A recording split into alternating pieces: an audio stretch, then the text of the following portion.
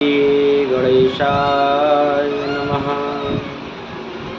श्री सरस्वत्यै नमः। श्री सद्गुरु चरण कमलेभ्यो नमः।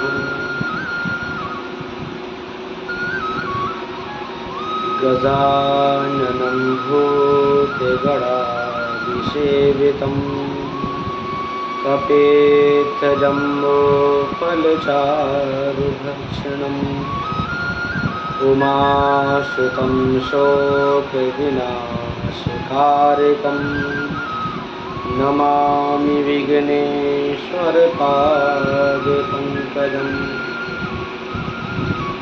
कृष्णाय वासुदेवाय हरये परमात्मने प्रणतः क्लेशनाशाय श्रीगोविन्दाय नमो नमः। ध्येयं सदा परिभवग्नमभीष्टदोहम् तीर्थस्पदं सेविरञ्चिनुतं शरण्यं प्रत्यार्थियं प्रणतपालभवाब्धिपोतं वन्दे महापुरुषते चरणारविन्दम्। गुरुर्ब्रह्मा गुरुर्विष्णुः गुरुर्देव महेश्वरः गुरुर्साक्षात् परब्रह्म तस्मै श्री गुरवे नमः। हे कृष्ण करुणा सिंधु दीनबंधु जगत्पते गोपेश गोपिका कांत राधा कांत नमोस्तुते। सब द्वारन्य को छोड़कर मैं आयो तेरे द्वार। हे वृषभानु की लाडली मैं क्या मेरी ओर निहार। श्री राधा मेरी मात है पिता मेरे घनश्याम। इन दोनों के चरणन में करूं कोटि कोटि प्रणाम। करूं कोटि कोटि प्रणाम।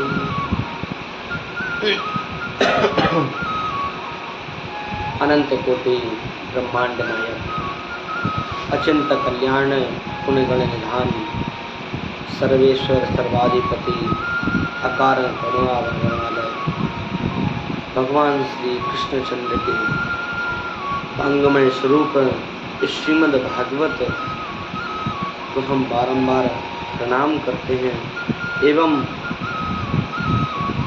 अकारण करुणा कारक श्री सद्गुरुदेव भगवान के युगल चरणारविंदों में बारंबार प्रणाम करते हुए आइए श्रीमद् भागवत की कथा में प्रवेश करते हैं। कल के प्रसंग में आप सभी लोगों ने श्रवण किया कि किस तरह धुंधकारी प्रेत योनि को प्राप्त हुआ था और प्रेत योनि में जाने के बाद गोकर्ण जी महाराज के द्वारा किस तरह धुंधकारी का उद्धार हुआ, ये कल की कथा में आप सभी ने श्रवण किया। आज की कथा श्रीमद् भागवत महात्म्य के छठम अध्याय की कथा। छठम अध्याय में सप्ताह ज्ञान यज्ञ की विधि बताई गई है।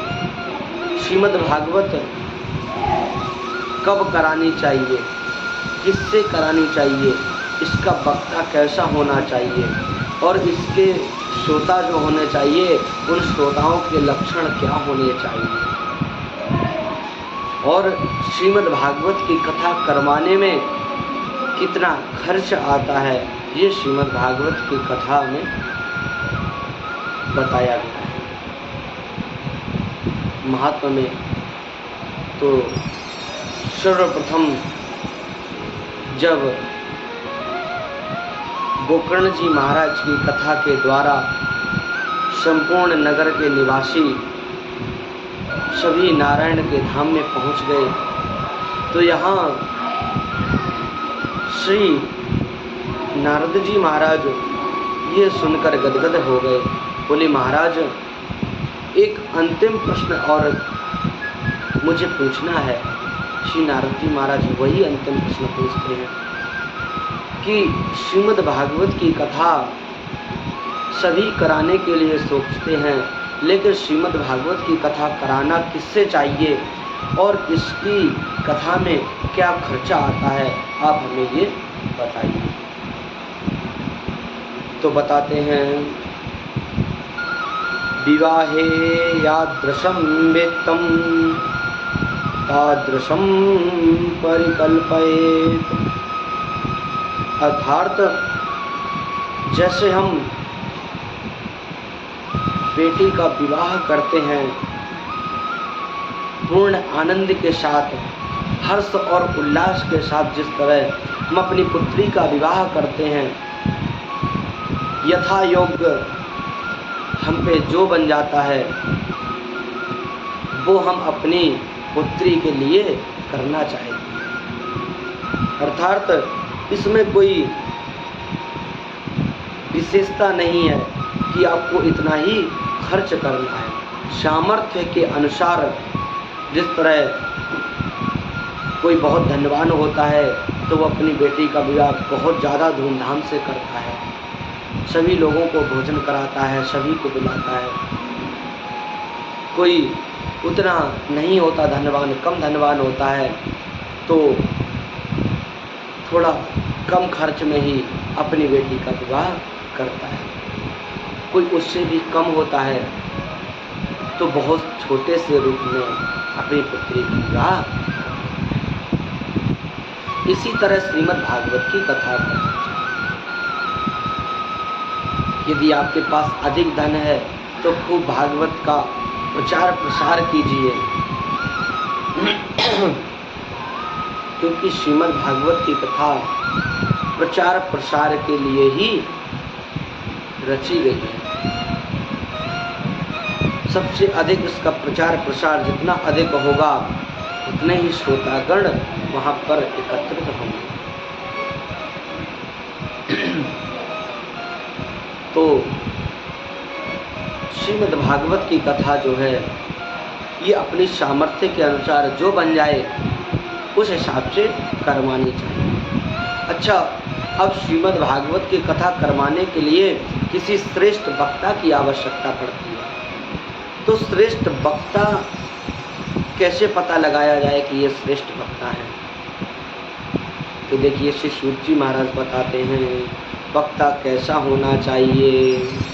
विरक्तो वैष्णवो विप्रो वेद शास्त्र विशुद्धिकृत दृष्टान्त कुशलो धीरो वक्ता कार्योति निष्प्रहा। अर्थात श्रीमद् भागवत की कथा का वक्ता जो होना चाहिए वो पहला तो विरक्त होना चाहिए। अगर विरक्त नहीं मिलता है तो वो कम से कम वैष्णव होना चाहिए, अर्थात किसी संप्रदाय से, वैष्णव संप्रदाय से दीक्षित होना चाहिए। और अगर दीक्षित नहीं है तो कम से कम विप्र होना चाहिए, ब्राह्मण होना चाहिए। विरक्तो वैष्णवो विप्रो, और क्या बोले, वेद शास्त्र विशुद्धिकृत, जो वेद शास्त्रों का अच्छी तरह विवेचन करता हो ऐसा वक्ता होना चाहिए। दृष्टांत कुशलो धीरो, अर्थात जो दृष्टांत देने में कुशल हो, जो बात को अच्छी तरह समझा सके, ऐसे वक्ता का चयन करना चाहिए। और वक्ता के साथ कम से कम 5 ब्राह्मण और वर्ण करने चाहिए, जो वहाँ पर बैठ के 12 अक्षर मंत्र का जाप करते हैं। 12 अक्षर मंत्र का जाप करने से साप्ताहिक कथा में कोई बाधा नहीं आती है। निर्विघ्न श्रीमद् भागवत की कथा संपूर्ण होती है। इस तरह हमें श्रीमद् भागवत की कथा का वक्ता चयन करना चाहिए, 5 ब्राह्मणों का और वर्ण करना चाहिए। अब इसमें बताते हैं कि वक्ता को और जो परीक्षित बनाए उस श्रोता को कितना भोजन करना चाहिए। अर्थात श्रीमद् भागवत की कथा में तो लिखा है कि भोजनम तु वरम मन्ये, अर्थात आप अगर व्रत रह सकते हैं तो आप व्रत रह के कथा श्रवण कीजिए। अगर व्रत नहीं रह सकते हैं तो एक टाइम फलाहार करके कथा श्रवण कीजिए। अगर उतने में भी काम नहीं चलता है तो आप एक टाइम भोजन कर लीजिए और एक टाइम फलाहार कर लीजिए, तब कथा सुनिए। इसके बाद कहते हैं श्री सूत जी महाराज, अगर इतने में भी संतुष्टि नहीं होती है तो दोनों टाइम भोजन कीजिए, लेकिन कथा श्रवण रोज करिए। कथा श्रवण करने में कोई बाधा ना आए, आलस्य ना आए, प्रमाद की अवस्था ना बने। इस तरह सूत जी महाराज बताते हैं, भोजनम तु वरम मन्ये कथा श्रवण कारिकम। अगर कथा श्रवण करने में भोजन हमारा कारक है तो निश्चित आप भोजन को करिए और आनंद से श्रीमद् भागवत की कथा श्रवण कीजिए। कुशल वक्ता को बुलाइए, वक्ता को व्यास मंच पर आसीन करके व्यास मंच की पूजा कीजिए, क्योंकि व्यास मंच में जो वक्ता बैठ जाता है उसको भगवान विष्णु का स्वरूप माना जाता है। सुखरूप प्रबोधज्ञ सर्वशास्त्र विशारद एतद् कथा प्रकाशेन मद ज्ञानम विनाशय। जो वक्ता मंच पर बैठा हुआ है वहाँ पोथी श्रीमद् भागवत की पूजन करना है और वहाँ वक्ता का पूजन होता है, व्यास मंच का पूजन होता है, सुखदेव जी का पूजन होता है। इस तरह पूजन करने के बाद फिर वक्ता को चाहिए कि फिर मंगलाचरण करके ग्राम के देव इष्ट देव को प्रणाम कर, अपने गुरुदेव भगवान को प्रणाम कर, फिर मंगलाचरण करते हुए श्रीमद् भागवत की कथा को प्रारंभ करना चाहिए। जब ये सप्ताह ज्ञान यज्ञ की विधि नारद जी को बताई तो नारद जी बड़े प्रसन्न हो गए, बोले आपने सही कहा, क्योंकि श्रीमद् भागवत की कथा करवाने के लिए सभी अपने हृदय में सोचते हैं, विचार करते हैं, किंतु इसी कारणवश के कितना खर्चा होगा, कौन सा वक्ता चुने, इन सब कुल बातों को लेकर वो श्रेष्ठ वक्ता का चयन नहीं कर पाते। आपने ये बता दिया, ये बहुत अच्छा किया। इस तरह श्रीमद् भागवत के महात्म्य में 6वें अध्याय में श्रीमद् भागवत सप्ताह ज्ञान की विधि बताई और जो वक्ता है उसे भूमि पर शयन करना चाहिए। जो श्रोता परीक्षित बना हुआ है उसे भी भूमि पर शयन करना चाहिए। 7 दिन तक तामसी भोजन से दूर रहना चाहिए, तामसी भोजन ना करें। और जो भगवान की भक्ति नहीं करते हैं उनसे दूर रहना चाहिए, उनसे बात नहीं करनी चाहिए। क्यों? कितना भी अपना प्रेमी हो, कितना भी अपना खास हो, यदि वो राम का भक्त नहीं है, वो कृष्ण का भक्त नहीं है, तो उससे बात में नहीं करना चाहिए। गोस्वामी श्री तुलसीदास जी ने लिखा है, जाके प्रिय न राम वैदेही, जाके प्रिय न राम वैदेही, तजियताहि कोटि बैरी सम, यद्यपि परम स्नेही, जाके प्रिय राम वैदे।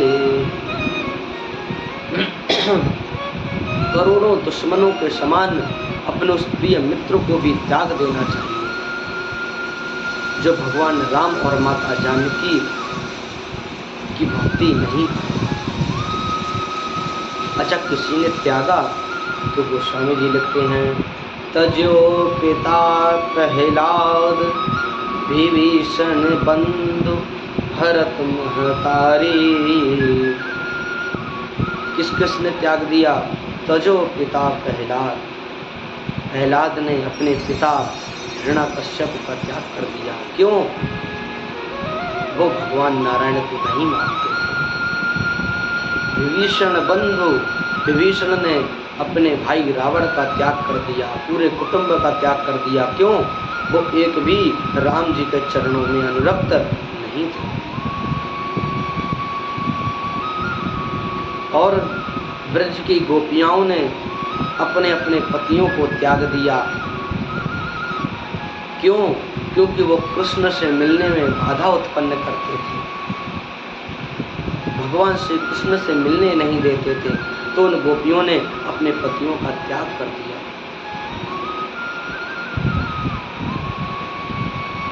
इस तरह हमें 7 दिन तक, जब तक सप्ताह ज्ञान यज्ञ की कथा चल रही है, हम परीक्षित बने हुए हैं, तब तक हमें ऐसे लोगों से बात नहीं करनी चाहिए जो राम की निंदा करते हैं, जो अपने इष्ट, अपने भगवान की निंदा करते हैं, सनातन धर्म की निंदा करते हैं।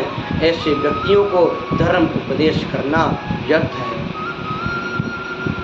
ऐसे व्यक्तियों से बात करना उसी तरह व्यर्थ होता है जिस तरह चलनी में पानी भरना। आपका ज्ञान उसी तरह व्यर्थ हो जाएगा। ऐसे लोगों को यदि ज्ञान देंगे तो जिस तरह चलनी में कोई यदि पानी भरने की कोशिश करे तो उसका पानी व्यर्थ होता जाता है, इसी प्रकार आपका ज्ञान व्यर्थ हो जाएगा। इसलिए उन लोगों से कोई चर्चा नहीं करनी। 7 दिन तक सात्विक भोजन करना है, भगवान का भोग लगा के नित्य प्रति भोजन करना है और भूमि पे शयन करना है। वक्ता को चाहिए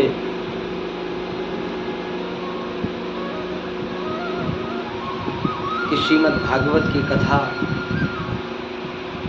बहुत सरल तरीके से दृष्टांत देके श्रोताओं को समझाए, ताकि श्रोताओं को भगवान के प्रति भक्ति, प्रेम और बढ़े। इस तरह सूत जी महाराज वक्ता का चयन बताते हैं और वक्ता कैसा हो, वक्ता को क्या क्या करना चाहिए, परीक्षित को क्या क्या करना चाहिए, ये धर्म उपदेश है। पुनः श्रीमद् भागवत की कथा प्रथम स्कंद यहाँ से प्रारंभ होता है। श्रीमद् भागवत के प्रथम स्कंद का प्रथम श्लोक है। आइए हम सब भगवान को प्रणाम करते हुए, भगवान का ध्यान करते हुए इस श्रीमद् भागवत के प्रथम स्कंद के प्रथम श्लोक का गायन करते हैं।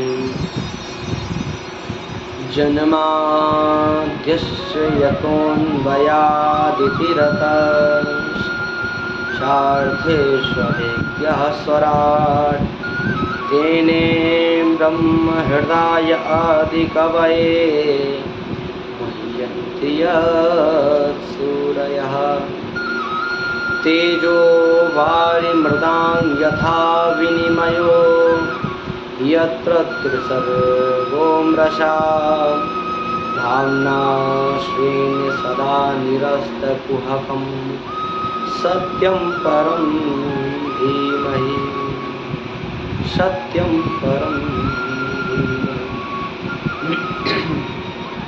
अर्थात यहाँ जन्माद्यस्य से प्रारंभ होता है श्लोक और सत्यम परम धीमहि, यहाँ पर श्लोक विश्राम होता है। जब श्री कृष्ण द्वैपायन श्री वेद व्यास जी ने इस श्रीमद् भागवत ग्रंथ की रचना की तो सबसे पहले नारायण के पास गए इस ग्रंथ को लेके श्री नारायण को दिखाने के लिए। जब श्रीमद् नारायण ने ये ग्रंथ देखा, कहा बहुत अच्छा ग्रंथ है। पास में लक्ष्मी जी बैठी हुई थी। लक्ष्मी जी ने ये ग्रंथ देखा तो लक्ष्मी जी ने कहा, अरे इसमें तो हमारा नाम ही नहीं आया है इस ग्रंथ में। जब लक्ष्मी जी ने ये कहा तो व्यास जी ने लक्ष्मी जी को उदाहरण देकर समझाया। व्यास जी बोले, माता जी भगवत्या प्रोक्तम भागवतम, अर्थात भगवती का कहा हुआ भागवत, इसमें आपका भी नाम तो आ गया। ये भगवती का कहा हुआ भागवत तो इसमें आपका भी नाम है। लक्ष्मी जी बोली, नहीं ऐसे नहीं, हमारा नाम स्पष्ट होना चाहिए। तब इस भागवत के आगे व्यास जी ने श्रीमद और जोड़ दिया तो ये पूरा श्रीमद भागवत हो गया। यहाँ पे श्री लक्ष्मी जी, श्री राधा रानी, इनका स्पष्ट नाम आ गया। श्री जी का स्पष्ट नाम आ गया यहाँ, इसलिए इस श्रीमद भागवत इस ग्रंथ का नाम पड़ गया। और जन्माद्यस्य इस श्लोक में जन्माद्यस्य से प्रारंभ करके सत्यम परम धीमहि तक विराम किया गया है। अर्थात इस श्लोक में वेदों की महिमा गाई गई है। वेद क्या है? जो पहले था, आज भी है और आगे भी रहेगा, ऐसे ही सत्य स्वरूप भगवान श्री कृष्ण को प्रणाम किया जा रहा है। इस श्लोक में वेदों की महिमा गाई गई है, वेदों की ऋचाएं गाई गई हैं। जैसे कोई गेहूं का बीज ले लो। गेहूं का बीज जब हम खेत में बोते हैं तो शुरुआत में वो क्या होता है? बीज, गेहूं होता है ना। शुरुआत में वो गेहूं का बीज होता है। जब हम खेत में उसे बो देते हैं तो बीच में हमें हरी हरी घास दिखाई देती है, लेकिन वही हरी घास जब बड़ी हो जाती है, पक जाती है और उसको काट के घर में लाया जाता है तो वो क्या निकलता है? गेहूँ। वही गेहूँ निकलता है जो पहले था, हमने जो खेत में बोया था, वही बीज पुनः नए रूप में पैदा होके और बहुत सारे रूपों में पैदा होके हमें प्राप्त हो जाता है। लेकिन बीच में जो दिखाई देता है, जो हरी हरी घास दिखती है, वही ये सृष्टि है। इस सृष्टि में भगवान पहले भी थे और भगवान अंत में भी रहेंगे। मध्य में जो ये हमें हरी हरी घास दिख रही है ना, ये सृष्टि के सभी प्राणी, ये हम हैं, ये आप हैं, ये हमारा घर है, ये हमारा मकान है, ये हमारी दुकान है, ये सब बीच का जो फसल अभी लहरा रही है ना, ये वही है। अंत में तत्व वही बचता है जो पूर्व में था और जो भविष्य में रहेगा। वही एक तत्व श्रेष्ठ बचता है। इस तरह इस श्लोक में भगवान के सत्य की वंदना की गई है और देवता भगवान के सत्य स्वरूप की ही वंदना करते हैं। जो माता देवकी के गर्भ में भगवान कृष्ण अष्टम पुत्र बन के गर्भ में आए तो सभी देवता स्तुति करते हैं। तब स्तुति कौन सी करते हैं? सत्य की ही स्तुति करते हैं। क्या कहते हैं? सत्यव्रतम सत्यपरम त्रिसत्यम सत्यस्य योनिं निहितां च सत्ये सत्यस्य सत्यमृतसत्यनेत्रं सत्यात्मकं तां शरणं प्रपन्नः। अर्थात हे सत्य स्वरूप भगवान, आपको बारंबार प्रणाम है। सत्यव्रतम, सत्य परम, त्रिसत्यम, तीनों कालों में आप सत्य हैं। सत्यस्य योनिं निहितां च सत्ये, आप हमेशा सत्य रहने वाले हैं। ऐसे सत्य स्वरूप भगवान को बारंबार प्रणाम है। सभी देवता उन श्री कृष्ण को इस तरह प्रणाम करते हैं। श्री वेद व्यास जी महाराज अगले श्लोक में अनुबंध चतुष्टय का निरूपण करते हैं।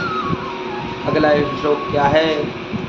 धर्मः प्रोज्झित कैतवोऽत्र परमो निर्मत्सराणां सतां वेद्यं वास्तवमत्र वस्तु सुहृदं तापत्रयोन्मूलनम्। श्रीमद्भागवते महामुनिकृते किं वा परेरीश्वरः सत्यं सद्यो हृद्यवरुध्यते प्रकृतिभिः शुश्रूषुभिस्तत्क्षणात्। अर्थात धर्मः प्रोज्झित कैतवोऽत्र परमो। श्रीमद् भागवत प्रोज्झित कैतवः, अर्थात श्रीमद् भागवत में निष्कपट धर्म का निरूपण किया गया है। निष्कपट धर्म क्या है? जो कपट रहित हो, जिसे किसी के प्रति कोई कपट भावना न हो, उसे निष्कपट कहा गया है। और क्या? निर्मत्सराणाम शताम, अर्थात जो निर्मत्सर हो गया है, जिसके अंदर का मत्सर रूपी दोष दूर हो गया है, जो निर्मत्सर हो गया है, वही श्रीमद् भागवत कथा का श्रेष्ठ अधिकारी है। अच्छा, निर्मत्सर किसे कहते हैं? एक होता है मच्छर और एक होता है मत्सर। मच्छर और मत्सर में क्या अंतर होता है? मच्छर यदि हमको काट ले तो मच्छर का काटा हुआ हम थोड़ा खुजला लें तो वो मिट जाता है, किंतु यदि हमारे अंदर मत्सर चला गया तो वो हमको अंदर ही अंदर काटते काटते खोखला बना देता है। आपने वो छोटा सा कीड़ा देखा होगा जो लकड़ी में लगा होता है, धीरे धीरे वो लकड़ी को पूरा खोखला कर देता है। ऊपर का बाहरी हिस्सा लकड़ी का पूरा बंद दिखता है, साबुत दिखता है, लेकिन अंदर ही अंदर वो कीड़ा पूरा खोखला कर देता है लकड़ी को। उसी प्रकार ये मत्सर रूपी जो कीड़ा है, ये मनुष्य के शरीर में प्रवेश कर गया तो मनुष्य के शरीर को अंदर ही अंदर खोखला बना देता है। मत्सर क्या है? ईर्षा, किसी के प्रति ईर्षा हो जाना। अर्थात उसके घर में एक गाड़ी आ गई, उसका अच्छा मकान बन गया, उसकी इतनी बड़ी दुकान बन गई, उसका लड़का नौकरी पे चला गया, उसके लड़के की सरकारी नौकरी लग गई। यही सब मत्सर है। यही मत्सर यदि हमारे अंदर प्रवेश कर गया तो हमें अंदर ही अंदर खोखला बनाता है। अच्छा, आपने देखा होगा जो आपके पड़ोसी हैं उनमें सबसे अधिक ईर्ष्या आपके प्रति रहती है। क्यों? क्योंकि वो यही चाहते हैं कि आप कोई बड़ा कार्य ना कर पाएं, और यदि आप कोई बड़ा कार्य करने लगे तो वो निश्चित विघ्न पहुंचाएंगे, और यदि विघ्न नहीं पहुंचा पाएंगे तो अंदर ही अंदर वो ईर्ष्या के कारण खोखले होते रहते हैं। लेकिन हमें खुद किसी के प्रति ईर्ष्या नहीं करनी है। श्रीमद् भागवत की कथा हमें यही सिखाती है कि हमें किसी के प्रति ईर्ष्या ना हो, निर्मत्सर हो जाएं हम। लेकिन ये सरल नहीं है इसको त्यागना। कहते हैं कंचन तजना सहज है,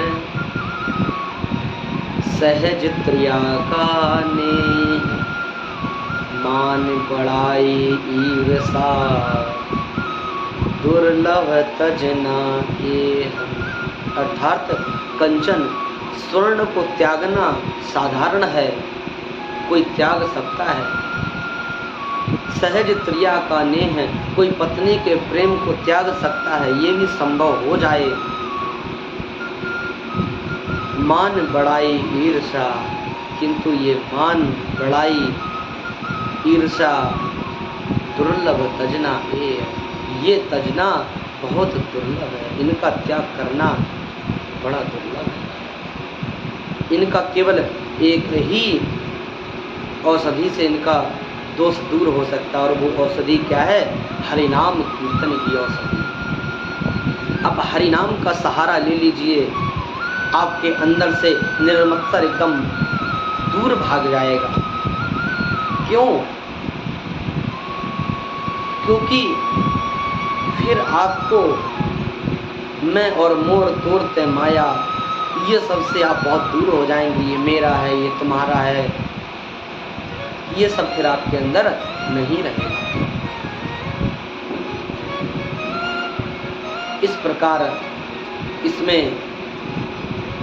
श्री वेद व्यास जी महाराज अनुबंध चतुष्टय का निरूपण करते हैं। अगले श्लोक में श्री व्यास जी महाराज कहते हैं निगम कल्प तरोर गलितम फलम शुक मुखादमृत द्रव संयुतम पिबत भागवतम रसमालयम मुहुरहो रसिका भुवि भावुकः। अगले श्लोक में श्री वेद व्यास जी कहते हैं निगम कल्प तरोर गलितम फलम। निगम कहते हैं वेदों को, वेदों का एक नाम है निगम। तो निगम कल्प तरोर गलितम फलम अर्थात ये वेदों का पका हुआ फल है श्रीमद् भागवत।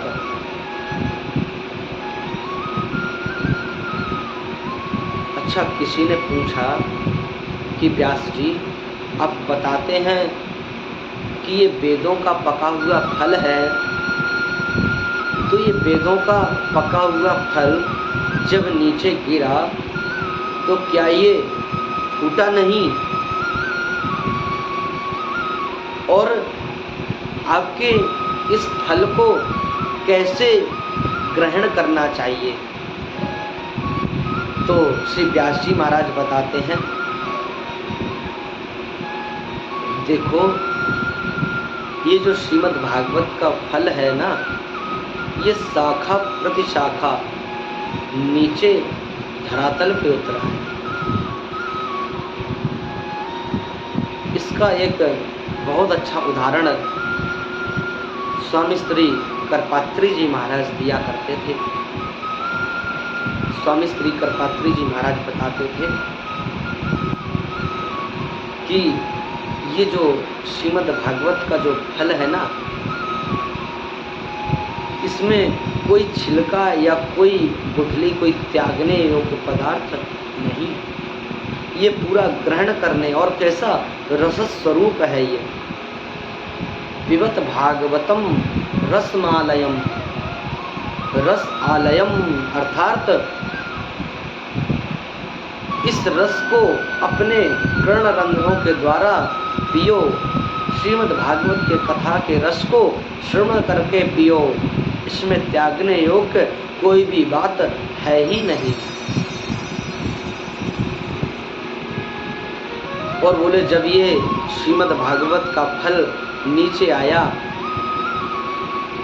तो ये शिष्य प्रशिष्य के माध्यम से द्वारा आया। सर्वप्रथम ये श्रीमन नारायण के पास रहा जो चतुश्लोकी भागवत है। वो चतुश्लोकी भागवत श्रीमन नारायण ने ब्रह्मा जी को प्रदान किया। वही श्रीमद् भागवत ब्रह्मा जी ने अपने पुत्र श्री नारद जी को प्रदान की।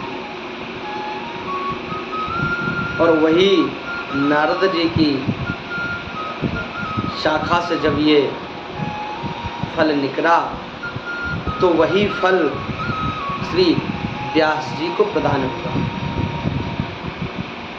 जब व्यास जी को यही फल प्रदान किया गया तो व्यास जी ने सोचा कि इस सुमधुर फल को हम किसे प्रदान करें। तब उन्हें कोई भी ना दिखा जो परमहंस हो, तो उन्होंने अपना ही पुत्र को सर्वश्रेष्ठ जाना और अपने ही पुत्र श्री सुखदेव जी महाराज को ये ग्रंथ प्रदान किया। उनको श्रीमद् भागवत की कथा श्रवण कराई। और जब श्री सुखदेव जी महाराज ने ये कथा श्रवण की तो श्री सुखदेव जी ने परीक्षित जी महाराज को कथा श्रवण कराई। और परीक्षित जी महाराज के द्वारा ही हम सभी को इस श्रीमद् भागवत की कथा श्रवण करने का सौभाग्य प्राप्त होता है। तो ये शिष्य प्रशिष्य द्वारा ये फल जो है धरातल पर उतरा है। इसीलिए ये फल बिल्कुल साबुत है। ये फल टूटा फूटा नहीं। इस तरह श्री वेदव्यास जी महाराज बताते हैं। और वेदव्यास जी किसको श्रीमद् भागवत की कथा श्रवण कराना चाहते हैं तो कहते हैं मोहर मोह रसिको हो विभाव कहा। अर्थात हे रसिकों, हे रसिक जनों, बार बार इस श्रीमद् भागवत की कथा को पियो, श्रवण करो। अपने कर्ण रंध्रों से इस श्रीमद् भागवत की कथा को पियो। देखिए, भागवत की कथा हमें सदैव श्रवण करनी चाहिए। भागवत की कथा श्रवण करने से हमारे अंदर जो अज्ञान रूपी अंधकार है वो नष्ट हो जाता है। इसीलिए श्री वेदव्यास जी महाराज बताते हैं कि अरे रसिकों, अरे भावकों, आओ, हमने तुम्हारे लिए एक सुंदर औषधि का निर्माण किया है। ये औषधि पियो। अच्छा, औषधि कौन पीता है? जिससे आवश्यकता हो। जैसे एक कोई सार्वजनिक प्याऊ आप लगा दो कहीं पे जिसमें सभी लोग आके पानी पिए, तो आप उस प्याऊ में किसी बड़े व्यक्ति को, किसी प्रतिष्ठित व्यक्ति को बुलाओ कि आओ आओ भाई यहाँ से पानी पी लो। तो अगर उसको प्यास नहीं लगी होगी तो वो आके 10 सवाल करेगा। ये पानी कहाँ से लाए हो? किस टंकी का ये पानी है? ये पानी फिल्टर किया हुआ है या नहीं? इस बर्तन को आपने धुला है या नहीं? क्यों? क्योंकि उसे पीने की प्यास नहीं है। और जिसे बहुत तेज प्यास लगी होगी और उससे आप कहो कि आओ भाई जल पी लो, तो वो सीधा आके जल पीने लगेगा। वो ये नहीं पूछेगा कि ये जल फिल्टर किया हुआ है या नहीं, ये पात्र आपने धुला है या नहीं, टंकी को आपने साफ किया है या नहीं, किस टंकी से ये पानी आता है। ये कोई भी सवाल वो नहीं करेगा। क्यों? क्योंकि उसे प्यास लगी। तो इसीलिए वेद व्यास जी बुलाते हैं किसको? रसिक भाव कहा। जो भावुक भक्त हैं, जो रसिक संत हैं, जो रसिक भक्त हैं, उनको श्री वेद व्यास जी महाराज बुलाते हैं कि आओ और इस श्रीमद् भागवत की कथा का श्रवण करो। ये भव रोगों की औषधि है। इसलिए हमें श्रीमद् भागवत की कथा का बारंबार श्रवण करना चाहिए। अपने कर्णरंध्रों से इसका पान करते रहना चाहिए। गोस्वामी श्री तुलसीदास जी महाराज भी कहते हैं, जिनके श्रवण समुद्र समाना, जिनके श्रवण समुद्र समाना, कथा तुम्हारी सुमन सरिनाना, कथा तुम्हारी सुमन सरिनाना। वरहि निरंतर होहि न पूरे, वरहि निरंतर होहि न पूरे, तिनके हिय तुम कहाँ ग्रह रूरे, तिनके हिय तुम कहाँ ग्रह रूरे। अर्थात जिनके श्रवण समुद्र समाना, जिनके कान समुद्र के समान हैं, वो सदैव भगवान की कथा का श्रवण करते जाते हैं। कथा तुम्हारे सुभग सरिनाना। भर ही निरंतर, जिस तरह समुद्र में सारी नदियाँ निरंतर जाती हैं, वहाँ समुद्र में मिलती रहती हैं, किंतु कभी समुद्र भरता नहीं। भर ही निरंतर हो ही न पूरे। सदैव ये कानों में भगवान की कथा जाती रहे, लेकिन फिर भी कभी ये कान भगवान की कथा सुनने में पूरे ना हो। सदैव भगवान की कथा सुनते रहे। तिनके ही तुम कांत रहे। उन्हीं भक्तों के हृदय में आप श्री कृष्ण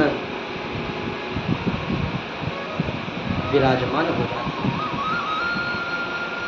उन्हीं भक्तों के हृदय में भगवान कृष्ण आकर बैठ जाते हैं। इस तरह व्यास जी महाराज सभी रसिक जनों को बुलाकर श्रीमद् भागवत की कथा श्रवण कराना चाहते हैं। और आगे श्री व्यास जी महाराज क्या लिखते हैं कि नैमिषारण्य क्षेत्र है, जहाँ पर 88,000 ऋषिगण के मध्य प्रधान श्रोता बनकर श्री सौनक जी महाराज बैठे हुए हैं। वहाँ 1000 वर्ष तक चलने वाला सत्संग चल रहा है। 1000 वर्ष तक चलने वाला वहाँ सत्संग चल रहा है।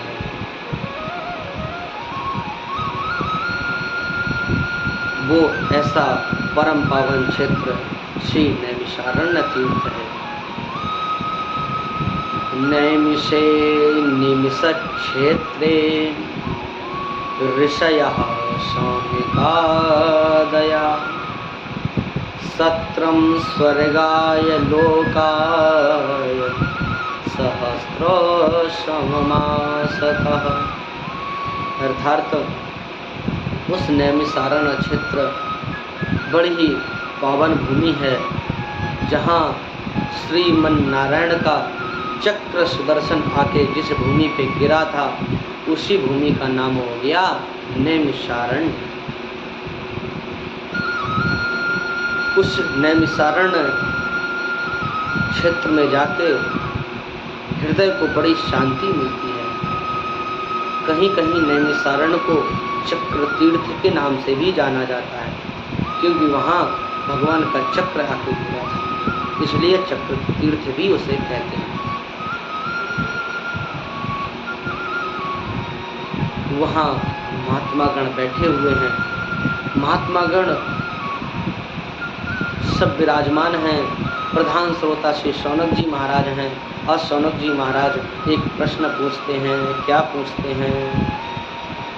किं श्रेयः शास्त्रसारः का स्वावतार प्रयोजनम किं कर्म केवतारश्च धर्मः कं शरणं गतः। अर्थात श्री शौनक जी महाराज पूछते हैं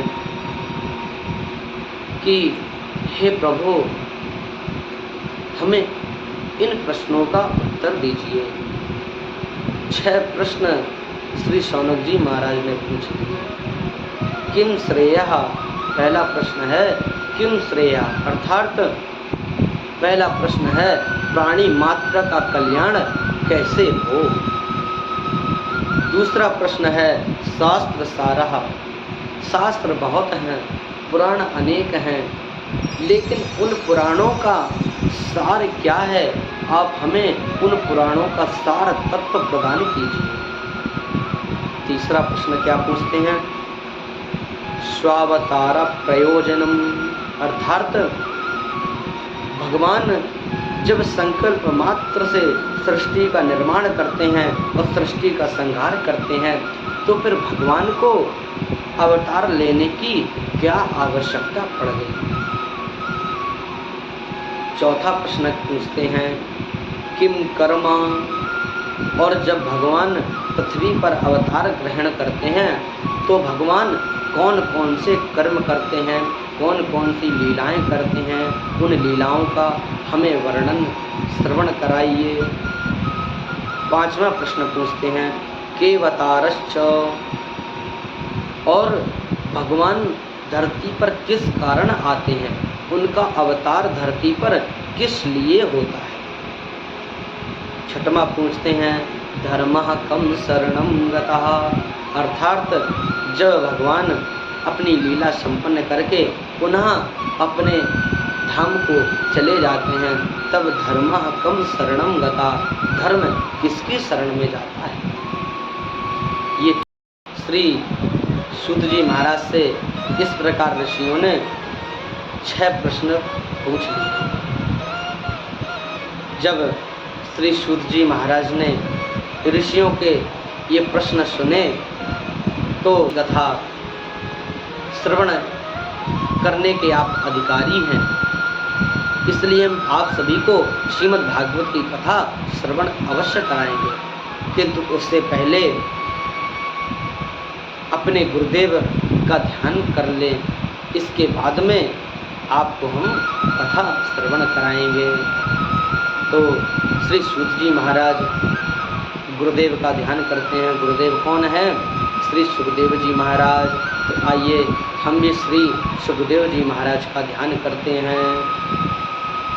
यम प्रव्रजन्तमनुपेतमपेत कृत्यम द्वैपायनो विरह कातरया जुहाव पुत्रेति तन्मयतया तरवोऽभिनेदो तं सर्वभूतहृदयं मुनिमानतोऽस्मि।